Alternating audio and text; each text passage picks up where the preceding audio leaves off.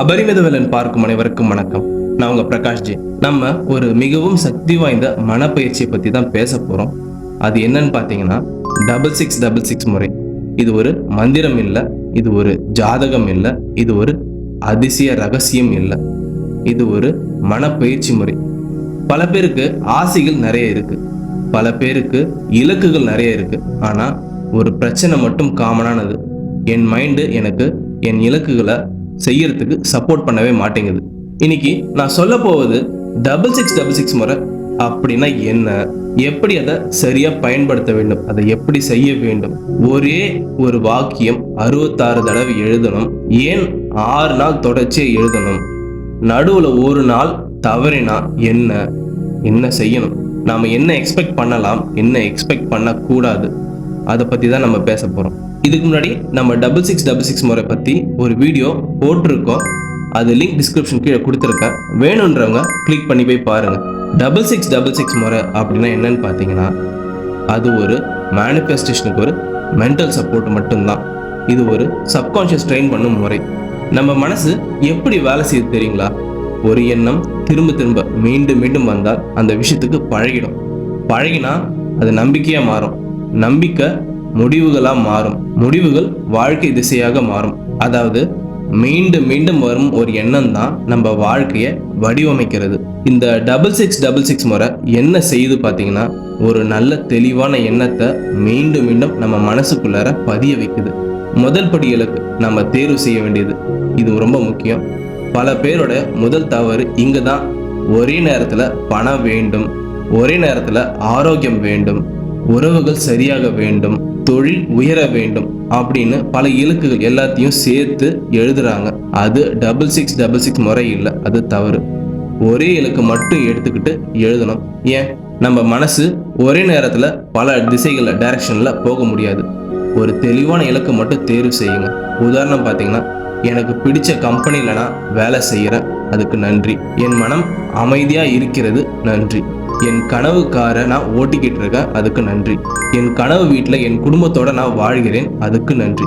எனக்கு மாதம் 1 லட்சம் வருமானம் வருகிறது, அதுக்கு நன்றி. இப்படி நம்ம தெளிவா நம்ம வாக்கியம் இருக்கணும். மங்கலான இலக்கு இருக்கக்கூடாது.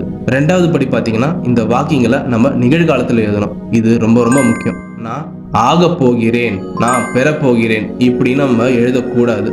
நிகழ்காலம் மட்டுமே நம்ம மனசுக்கு தெரிஞ்சது, எதிர்காலத்துக்காக அது காத்திருக்காது.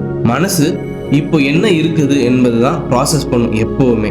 நான் முன்னேற்றம் அடைகிறேன், நன்றி. இது நிகழ்கால வாக்கியம். நிகழ்காலம் என்பது அடையாள சிக்னலா நம்ம மனசுக்கு கிடைக்கும். 3வது படி பார்த்தீங்கன்னா, 6 தடவை எழுதுவது. ஏன்? இங்க தான் நம்ம 6666 முறையுடைய ஸ்பெஷல் ஆரம்பிக்குது. ஒரே வாக்கியம் 6 தடவை ஒரே மாதிரி மாறாம, புதுசா எழுதாம, கிரியேட்டிவாக இல்லாம இருப்பது ஏன்? மனசு ரிப்பிட்டேஷனை தான் விரும்பும். மீண்டும் மீண்டும் வரும் ஒரு சிக்னல் தான் பாதுகாப்பானது. அப்படிதான் நம்ம மனசும் கருதும். அதனால தான் எதிர்ப்பும் நம்ம மனசு கிட்ட இருந்து குறையும். 4வது படி பார்த்தீங்கன்னா, 6 நாள் தொடர்ச்சி. இது ஒரு நாள் எக்ஸசைஸ் இல்லைங்க. 6 நாள் தொடர்ந்து நடுவில் ஒரு நாள் மிஸ் ஆயிட்டா மீண்டும் முதல் நாள்ல இருந்து தொடங்குங்க. ஏன்? மனசு பேட்டர்னை பில்டு பண்ணும். அது பில்டு பண்ணும்போது தொடர்ச்சி முக்கியம். அந்த பேட்டர்ன் உடஞ்சி போயிடும். எப்படி நம்ம எழுதணும், மனநிலை எப்படி இருக்கணும், இது ரொம்ப முக்கியமான பகுதி. பல பேர் தவறு இங்க தான் செய்யறாங்க. நாம எழுதும் போது அவசரம் இருக்கக்கூடாது, பயம் இருக்கக்கூடாது, முக்கியமா ஏமாற்றம், இந்த உணர்வு நிலைகளோட இருக்கக்கூடாது. அதோட முக்கியம் கோபம் இருக்கக்கூடாது.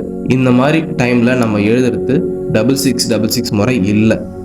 எழுதும்போது மனசு அமைதியா, சாதாரண நிலையில, அழுத்தம் இல்லாம, நீங்க மனசை ஃபோர்ஸ் பண்ணாம இருக்கணும். அதுவும் ஃபோர்ஸ் பண்ணக்கூடாதுங்க. நிதானமா எழுதுங்க. 6 நாட்கள் என்ன நடக்கும்? அதிசயம் எதிர்பார்க்காதீங்க. வெளியுலகம் உடனே மாறாது. ஆனா உள்ள எதிர்ப்புகள் குறையும். உங்க மனசளவுல சந்தேகம் குறையும், பயம் இன்டென்சிட்டி குறையும், தெளிவு அதிகரிக்கும். முக்கியமா உங்க மனசுக்கு இது ஒரு சப்டைட்டில் சேஞ்ச். அந்த சப்டைட்டில் சேஞ்ச் பெரிய மாற்றத்தின் தொடக்கம். பொதுவான தவறுகள்: ஒவ்வொரு நாளும் வாக்கியம் மாறுவது எப்படி, 2 நாள் எழுதிட்டு பிரேக் எடுப்பது, பல இலக்குகளை சேர்த்து எழுதுவது, அதிக எதிர்பார்ப்பு, இவையெல்லாம் 6666 முறை இல்லைங்க. 6666 முறை என்ன செய்யாது? இது ஒரு லாட்டரியை வெல்ல வைக்காது. வேலை இல்லாம பணம் தராது, ஆக்ஷன் இல்லாம ரிசல்ட் தராது. சொல்ல போனா நீங்க எழுதினாதான் அதுக்கான முயற்சிகள் செய்ய வைக்கிறதுக்கான ஒரு படி. ஆனால் இது ஒன்று மட்டும் செய்யுங்க. என்னன்னு பார்த்தீங்கன்னா, மனம் எதிர்ப்பை குறைக்கும்.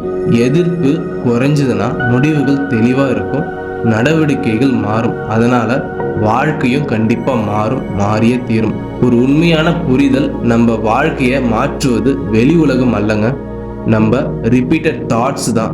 6666 முறை ரிப்பீட்டட் தாட்ஸை கான்சியஸாக சூஸ் பண்ண உதவுது, ஹெல்ப் பண்ணுது. யாருக்கு இது வேலை செய்யும்? தொடர்ந்து தயாராக இருக்கிறவங்களுக்கு, இன்ஸ்டன்ட் மிராக்கிள் எதிர்பார்க்காதவங்களுக்கு, மனப்பயிற்சி சீரியஸாக எடுத்துக்கொள்பவர்களுக்கு. ஸோ இன்னிலிருந்து ஒரே ஒரு இலக்கை தேர்வு செய்யுங்க. அதாவது உங்களுடைய கோலை தேர்வு செய்யுங்க. அது ஒரே வாக்கியமாக அமையுங்க. ஒரே லைனில் 6 நாள் தொடர்ந்து செய்யுங்க. அவசரம் வேண்டாம், அமைதியே எழுதணும். அதை மட்டும் நினைவில் வையுங்க. மீண்டும் மீண்டும் வரும் எண்ணம் அதுதான் நம்ம வாழ்க்கையை வடிவமைக்கிறது. 6666 முறை என்பது உங்கள் எண்ணங்களை தேர்வு செய்யும் ஒரு தைரியம். இந்த வீடியோ உங்களுக்கு ரொம்பவே பயனுள்ளதாக இருந்திருக்கும் நான் நம்புகிறேன். இந்த வீடியோ உங்களுக்கு பிடிச்சிருந்ததுன்னா லைக் பண்ணுங்கள், கமெண்ட் பண்ணுங்கள், உங்கள் ஃப்ரெண்ட்ஸுக்கு இதை ஷேர் பண்ணுங்கள். முக்கியமாக அது மட்டும் இல்லை, நம்ம சேனலுக்கும் சப்ஸ்கிரைப் பண்ணுங்கள். பக்கத்தில் இருக்க பெல் ஐக்கானையும் ஞாபகமாக ப்ரெஸ் பண்ணிவிடுங்க. அப்போ தான் நம்ம வீடியோ போடுறப்ப நோட்டிஃபிகேஷன்ஸ் உங்களுக்கு வரும். இந்த வீடியோவை பார்த்தமைக்கு நன்றி. வாழ்க வளமுடன்.